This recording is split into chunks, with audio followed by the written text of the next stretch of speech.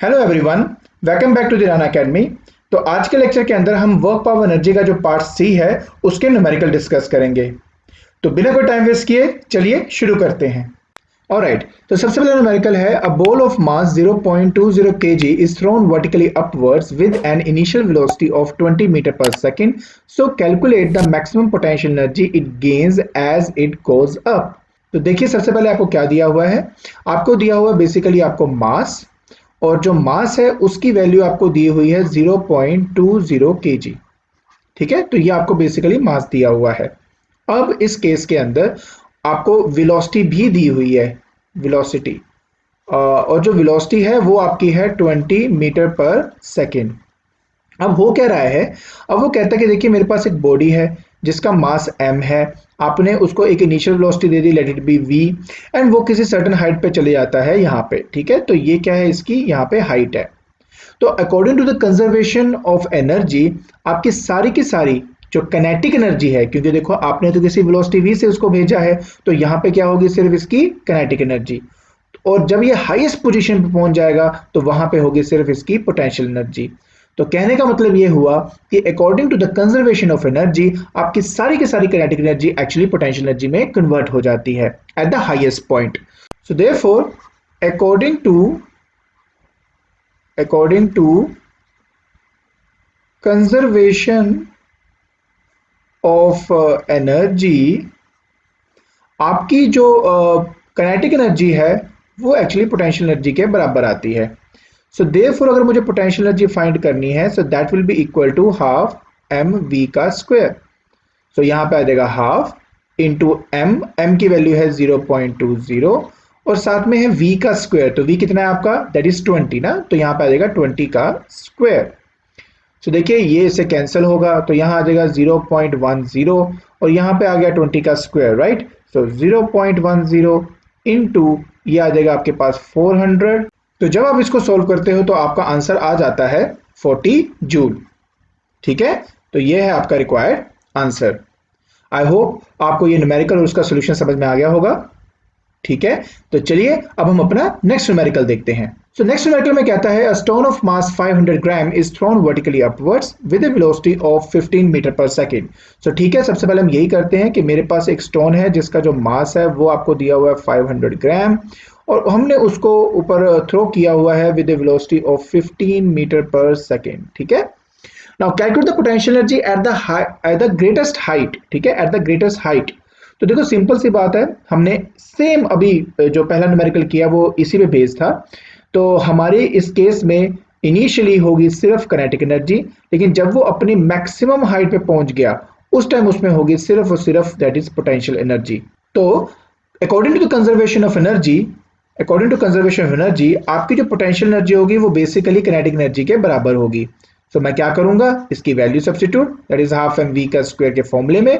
सो देखिए मैं जब इसको सॉल्व करता हूं तो मेरे पास आ जाता है दैट इज हाफ, और जो मास है वो 500 ग्राम है। तो देखिए पहले मैं उसको डिवाइड बाय 1000 करूंगा ताकि ये क्या बन जाए आपका केजी, और उसके बाद आता है वेलोसिटी का स्क्वायर, मतलब आ जाएगा 15 का स्क्वायर।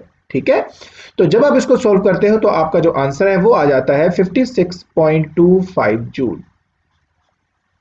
ठीक है, तो आई होप आपको पहला पार्ट समझ में आ गया होगा। तो चलिए अब हम इसके सेकंड पार्ट की तरफ चलते हैं।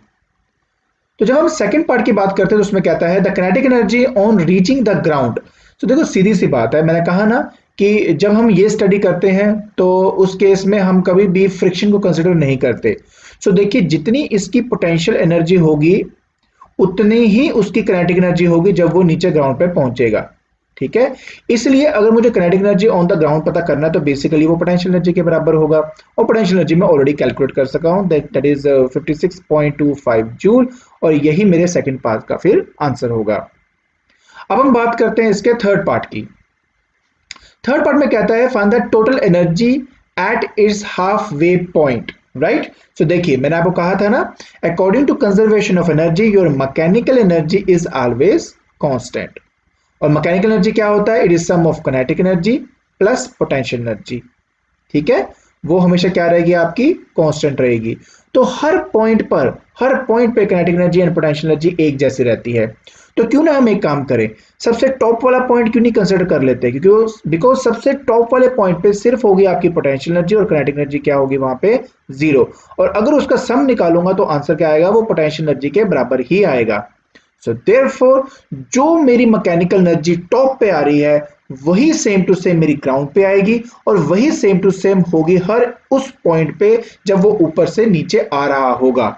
So therefore total energy at its halfway point will be equal to 56.25 joule, क्योंकि यही वो एनर्जी है जो इसके हाईएस्ट पॉइंट पे थी, यही वो एनर्जी है जो इसके ग्राउंड स्टेट में है। और किसी भी पॉइंट पे जब मैं मैकेनिकल एनर्जी फाइंड करता हूं जो कि एक्चुअली में टोटल एनर्जी है, तो इसका आंसर सेम आएगा। तो आई होप आपको इसका आंसर समझ में आ गया होगा। तो चलिए अब हम अपना नेक्स्ट क्वेश्चन देखते हैं। तो थर्ड न्यूमेरिकल में कहता है a metal ball of mass 2 kg is allowed to fall freely from rest from a height of 5 metre above the ground. So देखिए मेरे पास क्या है, तो मान लेते देखिए ये मेरे पास ग्राउंड है, so this is my ground. और यहाँ पर क्या है, मेरे पास बॉल है जिसका जो मास है वो 2 kg है। और साथ में उसने कहा है कि ये जो हाइट है यहाँ से लेके यहाँ तक, ये आपकी 5 मीटर की हाइट है, राइट, अबव द ग्राउंड। ठीक है जी। अब वो कहते हैं calculate the potential energy possessed by the ball when initially at rest. तो देखिए यहाँ पर हाईएस्ट पॉइंट पे बोल रहा है, तो देखिए हमें पोटेंशियल एनर्जी का फॉर्मूला तो पता ही है क्या होता है। तो पोटेंशियल एनर्जी जो होती है वो होती है हमारे पास mgh। सो देखिए मास आपका 2 kg है, ऑलरेडी एसआई सिस्टम में है तो मैं कन्वर्ट नहीं करूंगा, इंटू जी की वैल्यू 10 है, न्यूमेरिकल में ही बोला हुआ है, और साथ ही साथ जो इसकी हाइट है वो आपकी 5 है। तो जब आप इसको सोल्व करोगे तो आपका आंसर आ जाता है 100 जूल। ठीक है, तो ये मेरे पहले पार्ट का आंसर है। चलिए अब हम बी पार्ट की तरफ चलते हैं। कहते हैं what is the kinetic energy of the ball just before it hits the ground. तो देखिए जैसे ये बॉल आपकी ग्राउंड पे पहुंचेगी तो according to conservation of energy, यहां पर जो काइनेटिक एनर्जी होगी वो एग्जैक्टली पोटेंशियल एनर्जी के बराबर होगी एट इट्स हाईएस्ट पॉइंट। ठीक है, एट इट्स हाईएस्ट पॉइंट। तो हाईएस्ट पॉइंट पर इसकी पोटेंशियल एनर्जी है 100 जूल। तो जैसे वो यहां पहुंचता है तो की सारी पोटेंशियल एनर्जी काइनेटिक एनर्जी में कन्वर्ट हो जाती है। सो देयरफॉर काइनेटिक एनर्जी जो हो जाएगी वो भी आपकी होगी 100 जूल। देखिए इसका जब आंसर लिखना है तो लिखना है according to conservation of energy your potential energy will be converted into kinetic energy and therefore kinetic energy is equal to 100 joule. तो इस तरीके से आपने बी पार्ट का आंसर लिखना है। चलिए अब हम बात करते हैं सी पार्ट की। कहता है what happens to the mechanical energy after the ball hits the ground and comes to rest. So देखिए आपको पता है जब कोई बॉल ग्राउंड पे स्ट्राइक करती है तो उस केस में आपकी सारी की सारी काइनेटिक एनर्जी वो आपकी हीट में और साउंड में कन्वर्ट हो जाती है। तो हीट और साउंड में कन्वर्ट होने की वजह से आपकी सारी की सारी काइनेटिक एनर्जी खत्म हो जाती है और जो बॉल है वो आपकी रेस्ट पे आ जाती है। तो ये है आपके सी पार्ट का आंसर। आई होप आपको ये आंसर समझ में आ गया होगा। तो चलिए अब हम अपना नेक्स्ट न्यूमेरिकल देखते हैं। ऑलराइट, तो इस न्यूमेरिकल में कहता है the diagram given below show a ski jump a skier weigh that is 60 kgf stand at A. ठीक है, तो एक स्कीयर है, तो कहां पे खड़ा है, वो ए पे खड़ा हुआ है, जिसकी जो वेट है वो आपका 60 kgf है। ठीक है, ऑलराइट, फिर वो कहता है कि at the top of the ski jump हो गया, he moves from A and take off for his jump at B. तो यहां पर आके वो जंप लेता है। अब वो क्वेश्चन में ये कहता है कि calculate the change in gravitational potential energy of the sphere between A and B. ठीक है, तो एक काम करते हैं, पहले हम पोटेंशियल एनर्जी फाइंड कर लेते हैं, ग्रेविटेशनल पोटेंशियल एनर्जी फाइंड कर लेते हैं ए की। तो फॉर्मूला तो होता है M G H, right. So देखिए एम, तो आपको मैंने आपको पहले भी कहा था कि जब कभी भी के जी एफ आपको दिया होता है, ठीक है, कभी भी आपको के जी एफ दिया हो, सो के जी एफ की जगह पे आप चाहें तो 60 के जी लिख सकते हो। मैंने आपको पहले भी ये बात बताई है। अगर आपने इसको न्यूटन में कन्वर्ट करना है तो आप क्या करेंगे, 60 को मल्टीप्लाई कर देंगे जी की वैल्यू के साथ, जो कि इस केस में आपको 10 दी हुई है, तो आंसर आ जाएगा 600 न्यूटन। तो ऐसे कंडीशन में आप क्या करते हो, फिर mg को रिप्लेस करते हो 600 के साथ। ठीक है, अदरवाइज अगर m को रिप्लेस करना है तो आप यहाँ पे 60 डालोगे, g को 10 डालोगे, तो फिर ये 600 बनेगा आपका। और हाइट है कितना, 75। क्लियर हो गया। तो ये जो है ये मेरा ग्रेविटेशनल पोटेंशियल एनर्जी है ए पॉइंट का। उसी तरह मैं ग्रेविटेशनल पोटेंशियल एनर्जी फाइंड कर लेता हूं बी पॉइंट के लिए। सो अब क्या करूंगा, फिर से mgh लगाऊंगा। तो देखिए बी पॉइंट पर जब देखो तो इसकी हाइट जो है वो 15 मीटर की है। तो देखिए मास आपका फिर से 60 है, जी आपका फिर से 10 है, और हाइट जो है वो आपका 15 का है। अब उसने पूछा कि कितना चेंज आ रहा है, राइट। तो पहले केस में बोल रहा है find the change. Change in gravitational potential energy. तो मैं क्या करूंगा, इन दोनों को सब्ट्रैक्ट कर दूंगा। तो मैं क्या करने वाला हूं, देखिए मैं करने वाला हूं ग्रेविटेशनल पोटेंशियल एनर्जी ए, ठीक है, minus gravitational potential energy B का। सो ऐसे केस में क्या होगा, देखिए आपका आ जाएगा 60 into 10 into 75 minus 60 into 10 into 15, right.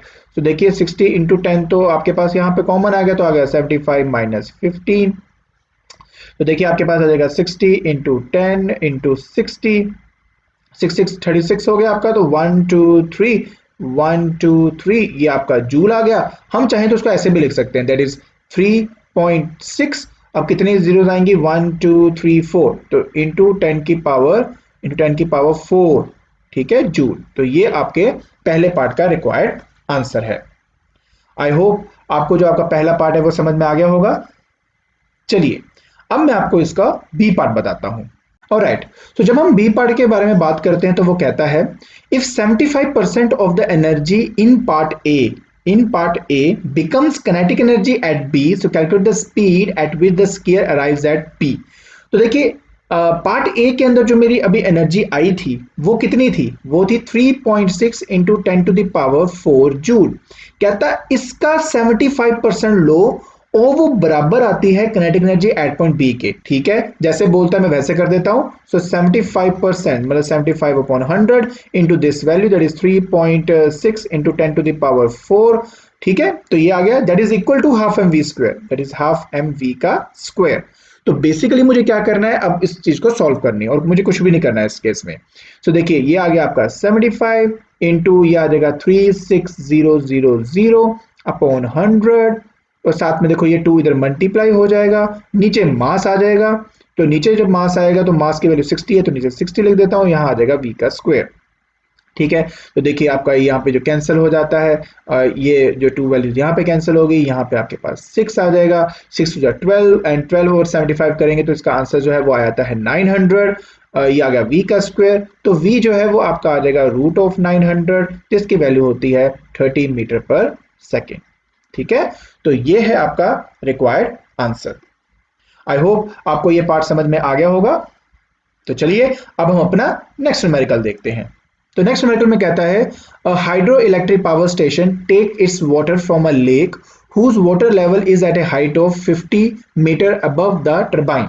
So देखिए जो पानी का लेवल है, ठीक है, पानी जो है बेसिकली वो नीचे से ऊपर की तरफ लेके आता है, और कितने हाइट तक लेके जाएगा, वो आपका है 50 मीटर, ठीक है जी, above the turbine. So assuming an overall efficiency of 40%। तो देखिए मैंने आपको एफिशिएंसी के बारे में पहले भी बताया था कि एफिशिएंसी जो होती है वो होता है that is a power output by power input.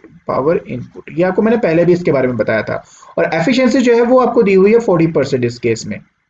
अब वो कहता है so calculate the mass of water which must flow through the turbine each second to produce the power output of 1 megawatt. So देखिए इस केस में आपको क्या है, इस केस में आपको पावर आउटपुट दी हुई है, जो पावर आपको इनपुट है ये बेसिकली आपने फाइंड करना है, राइट।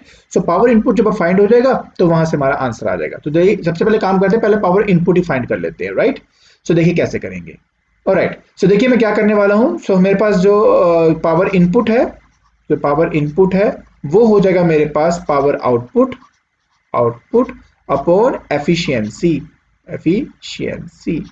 सो पावर जो मेरे पास आउटपुट है वो 1 मेगावाट है। 1 मेगा मतलब होता है 10 की पावर 6 वॉट, ठीक है, अपॉन उसके बाद नीचे एफिशिएंसी 40% दी हुई है, तो मैं इसको ले देता हूँ 40 अपॉन 100।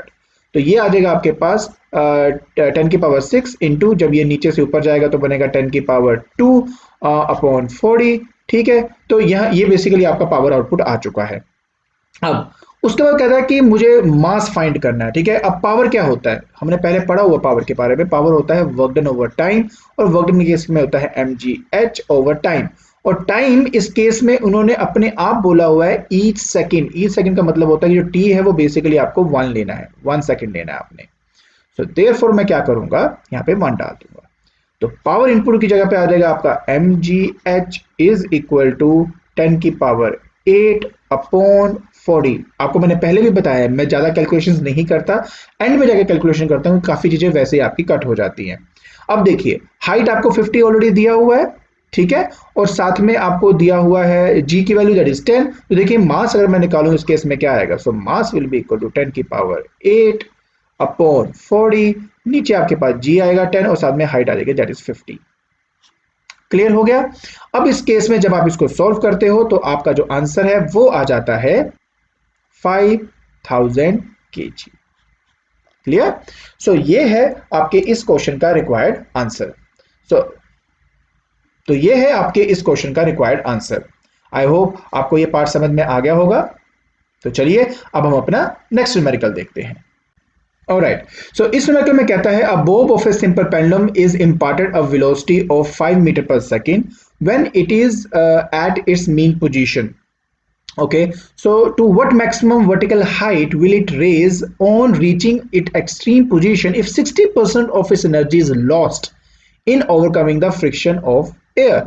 बहुत ज्यादा इजी है। देखिए क्या है, मैं आपको पहले एक बात समझा देता हूं। देखिए अगर मेरे पास एक पेंडुलम है, ठीक है, सो पेंडुलम केस में क्या होता है कि जब आप इसको एक वेलोसिटी प्रोवाइड करते हो तो ये पेंडुलम क्या करेगा, ये अपनी एक्सट्रीम पोजीशन पे जाता है, राइट। अब ये कितनी हाइट पे जाएगा, कितनी हाइट पे जाएगा वो इस बात पे डिपेंड करता है कि कितनी एनर्जी इसकी वेस्ट हो जाती है। देखिए अगर तो कोई भी एनर्जी वेस्ट नहीं होती तो ये अपने मैक्सिमम हाइट पे पहुंच जाएगा। अगर मान लीजिए 50% एनर्जी वेस्ट होगी तो ये यहीं तक ही पहुंच पाएगा। अगर 60% होगी तो उससे नीचे रह जाएगा। तो जितनी वेस्ट होती है पहले मुझे ये फाइंड करना है कि कितनी एनर्जी एक्चुअली यूज हो रही है उसको किसी हाइट पे पहुंचाने के लिए। तो यहाँ पे 60% आपकी वेस्ट हो रही है तो बची कितनी आपकी 40%। सो बेसिकली जो 40% है, 40% ऑफ काइनेटिक एनर्जी, ठीक है, helps the bob to reach its height. ठीक है जी। तो मैं क्या करूंगा, मैं 40% निकाल लेता हूं इसकी। तो 40% मतलब 40 upon 100 of kinetic energy. Kinetic energy क्या होता है आपका, हाफ एम वी का square, that is equal to किस हाइट पे लेके जा रहा है तो उसमें सिर्फ क्या होगी, potential energy, right. So to simulate what maximum height, तो यहां पे लिख देता हूं एम जी एच। ठीक है, तो 40% ऑफ दिस काइनेटिक एनर्जी उसको किसी हाइट पे लेके जाएगी और वो कन्वर्ट होगी उसके पोटेंशियल एनर्जी के अंदर। सो देखिए मैंने इस केस में वही किया है। तो देखिए मास से मास आपका कैंसिल हो जाता है। तो देखिए इस केस में v आपको 5 दिया हुआ है, राइट। तो देखिए एक मैं ये भी कैंसिल कर देता हूं, 10 को नहीं मैं कैंसिल करूंगा क्योंकि इससे पॉइंट्स निकालने आसान हो जाते हैं। सो that will B 4 upon 10 into 1/2। v है 5 तो 5 का स्क्वायर, और साथ में देखिए ये g है, ये g नीचे जाएगा तो ये बन जाएगा डिवाइड बाय 10 और यहाँ पे आ जाएगी आपके पास हाइट। ठीक हो गया।